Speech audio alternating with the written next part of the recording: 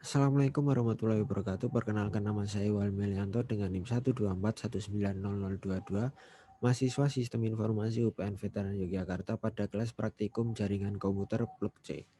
Kali ini saya akan menjelaskan jawaban saya pada kuis simulasi praktikum jaringan komputer.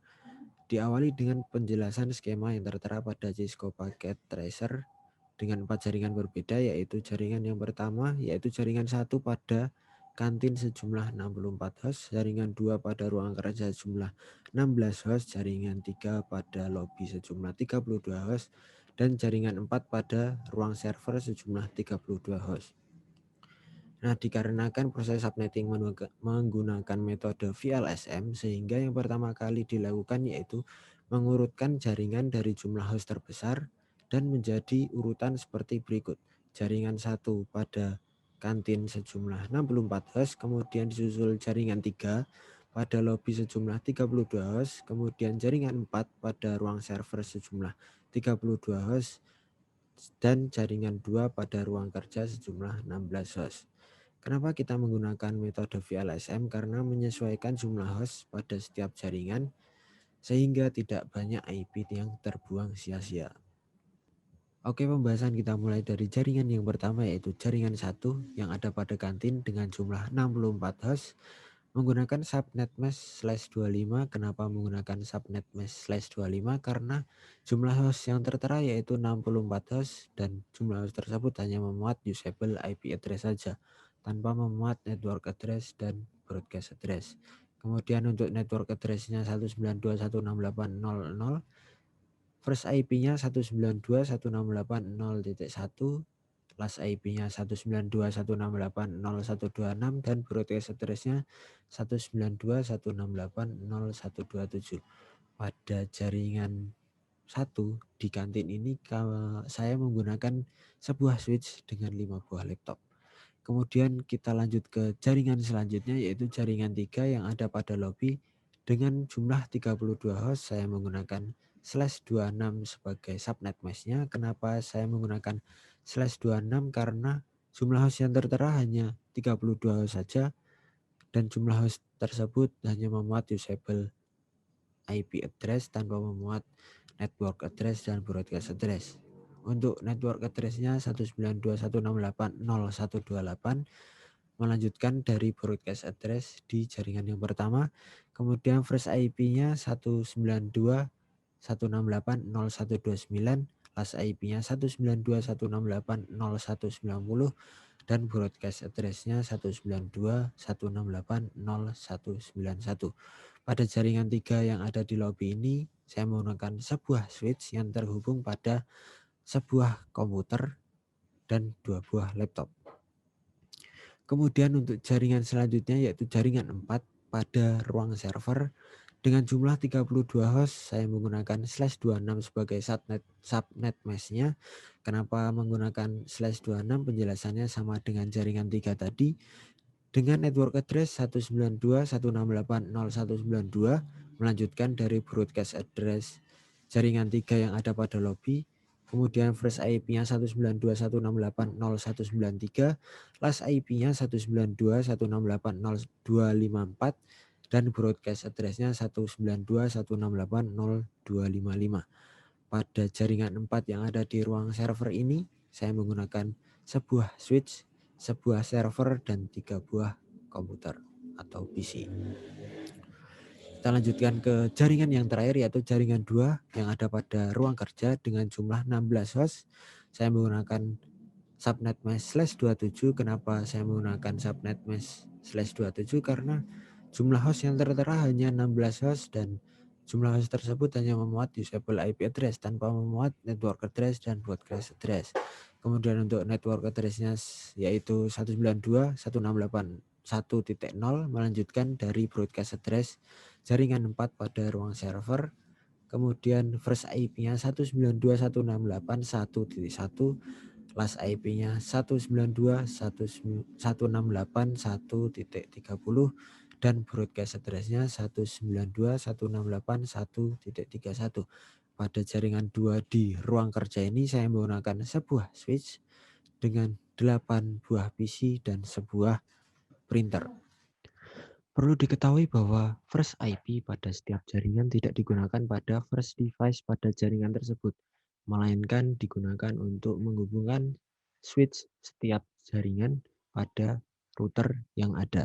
Kemudian kita coba hubungan antar tiap jaringan. Kita coba pada KLT1 atau kantin laptop 1. Kita kirimkan surat. Kemudian yang akan menerima yaitu misal RS PC3 atau ruang server PC3.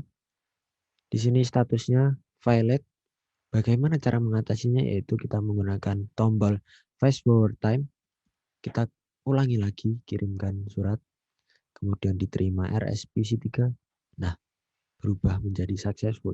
Kemudian untuk penjelasan fungsi device yang saya pakai, yang pertama yaitu router. Router ini fungsinya untuk menghubungkan beberapa jaringan yang berguna menyampaikan data dari satu jaringan ke jaringan yang lainnya. Tetapi router tersebut itu berbeda halnya dengan penggunaan switch. Karena pada switch di setiap jaringan ini, switch hanya akan digunakan untuk menghubungkan beberapa komputer lalu membentuk sebuah LAN atau local area network.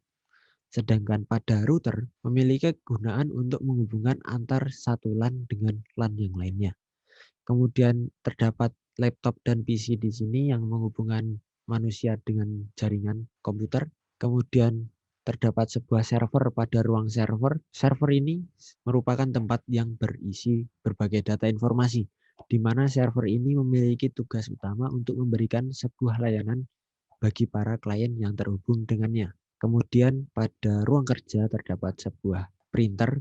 Nah, printer ini hanyalah sebuah media pencetakan yang terhubung dengan switch. Oke, sekian penjelasan saya pada soal yang pertama di simulasi praktikum jaringan komputer kali ini.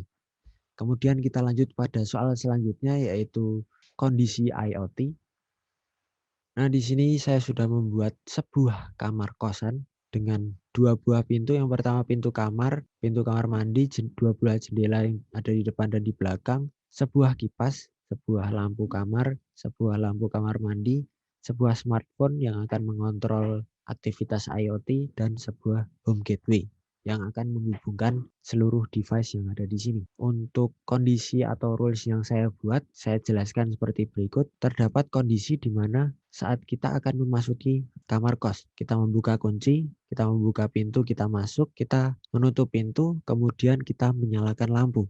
Nah, pada saat kita menyalakan lampu ke posisi on atau posisi lampu yang paling besar nyalanya, itu akan membuka kedua buah jendela dan menyalakan kipas angin pada posisi yang putarannya paling kencang. Nah, ini adalah rules yang pertama. Kemudian saya jelaskan rules yang kedua, yaitu saat kita mau mandi atau mau ke kamar mandi, kita akan membuka pintu kamar mandi, kemudian kita masuk, kemudian kita menutup pintu kamar mandi, kemudian kita mengunci pintu kamar mandi. Nah, pada saat kita mengunci pintu kamar mandi, lampu yang ada pada kamar mandi akan menyala dan lampu pada ruang kamar akan berubah menjadi dim atau nyala kecil. Melanjutkan kondisi yang kedua ini tadi, kita membuka pintu kunci kamar mandi, maka lampu kamar mandi akan mati. Nah, kita keluar dari kamar mandi, kita menyalakan lampu ke posisi yang paling terang lagi, kemudian jendela akan terbuka, kipas angin akan menyala dengan kencang. Kemudian ini adalah rules yang ketiga. Pada rules ketiga ini saya gunakan pada saat pengguna kamar kos akan tidur. Nah, pengguna kamar kos akan tidur bagaimana?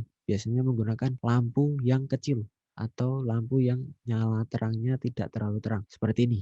Nah, saat nyala lampunya tidak terlalu terang, kipasnya akan berputar dengan kecepatan sedang, kedua jendela akan tertutup, dan pintu kamar akan terkunci. Ini sama halnya pada saat kita tadi berada pada kamar mandi. Nah, saat kita berada di kamar mandi, mengunci pintu kamar mandi, dia akan menyala sedang dan pintu kamar akan terkunci. Ini untuk apa? Untuk keamanan di kamar kos. Bisa saja kita di kamar mandi, kemudian ada orang yang masuk dan mengambil barang-barang berharga kita. Nah, lalu kenapa saat membuka kunci ini tidak kembali ke posisi awal tadi seperti ini? Karena pada saat kita keluar kamar mandi, kita bisa saja hanya mengambil barang yang tertinggal atau barang yang seharusnya kita bawa untuk perlengkapan mandi. Atau bisa saja saat kita mandi itu di kondisi pagi hari yang sangat dingin, kemudian tidak akan membuka jendela dan pintu serta tidak akan membesarkan kecepatan putaran dari kipas angin. Oke, sekian dari penjelasan kuis simulasi